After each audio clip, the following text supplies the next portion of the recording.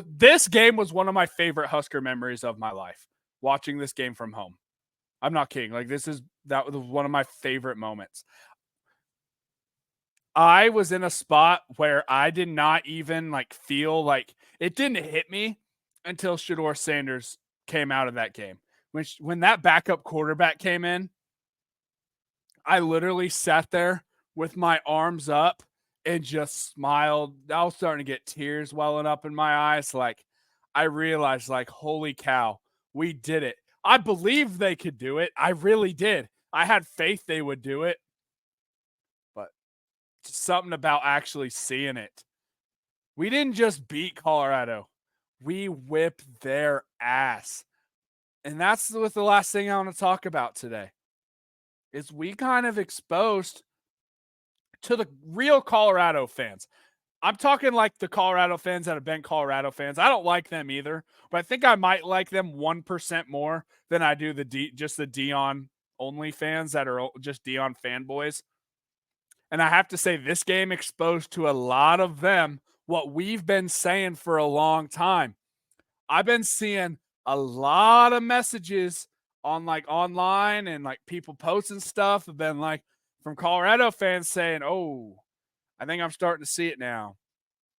Heard one dude that was in the stadium say this must have been what Nebraska fans felt like when they realized that Scott Frost wasn't going to work out. Whoo!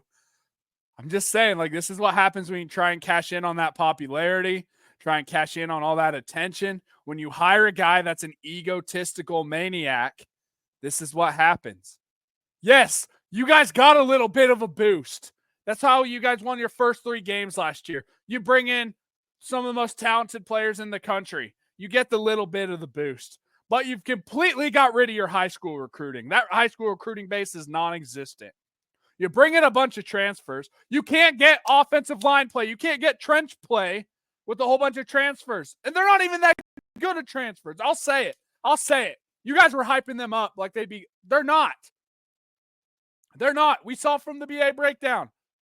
Even in one-on-one battles, they're not very good.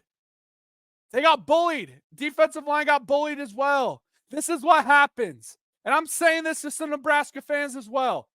The ones that were kind of talking about Matt Rule, oh, is he really the guy? I'm telling you guys, Matt Rule's the guy. I've been saying it since before he even coached the game here. Sure, when he got hired, I was like, oh, that's kind of an interesting hire.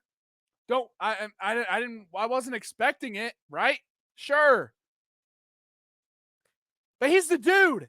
Ever since I went to a coaching clinic up in Kansas City, went to this coaching clinic, listened to this man talk, and I realized right away, this dude gets it. This dude gets it. And I don't care. I'll say it. Even if he ended up not winning a ton of games here, I don't care. This is the coach this program needs. The values that he's putting in this program right now are what we've been lacking for at least a decade, maybe even more. I love Bo Pelini. I love him, but hey, I don't know. I hate that some of you guys have been doubting this guy. I hate it. I'm one of the biggest Matt Rule fans in the world. I've been saying this. If every single great coach I've been around some really great coaches. He has aspects from all of them, and I'm not saying he got it from or they got it from him. I'm just saying hey, this dude puts a big emphasis on this. He does this really well. Oh, this dude puts a really big emphasis on not turning the ball over. This guy puts a really big emphasis on team building and culture building. This guy makes sure all his players in the right mind state. Matt Rule takes all of those things that I've seen, and he does all of them.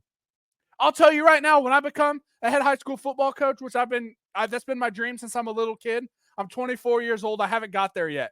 But I'll tell you right now, I am stealing a lot of things from Matt Rule because how good he is. Again, whether he ends up winning national championships here or not, I don't care. Matt Rule is a fantastic football coach. The values that he has in his program, his core values in this program are what this team needs. 100%. Matt Rule is also kind of a proven winner at the college level. So all you guys doubting him off year 1, I don't understand. I keep doubting this man. And I'll be real. I say this. I'm one of the biggest guys, and I hate when people are telling people how to be a fan. I hate it. But if you're watching these first 2 games of the year and still getting angry and criticizing everything, you go on a podcast and say, "Oh, I wish we would have won by more after the UTEP game." Why are you a fan? I'm asking, why are you a fan? And I'm not saying like, oh, the guys that are kind of, what's up with the play calling? I'll be real. I'm very big on I try not to criticize coaches. I really don't, because I'm not going to act like I know more than an accomplished offensive coordinator, right? Who am I? Who am I to say stuff like that, right? But I'm just saying, like, I think it's fair to question some things. What I don't understand is saying, oh, we need to get rid of this guy. What are we doing? Why are you a fan if all you are is negative? If you're negative all the time, why are you a fan?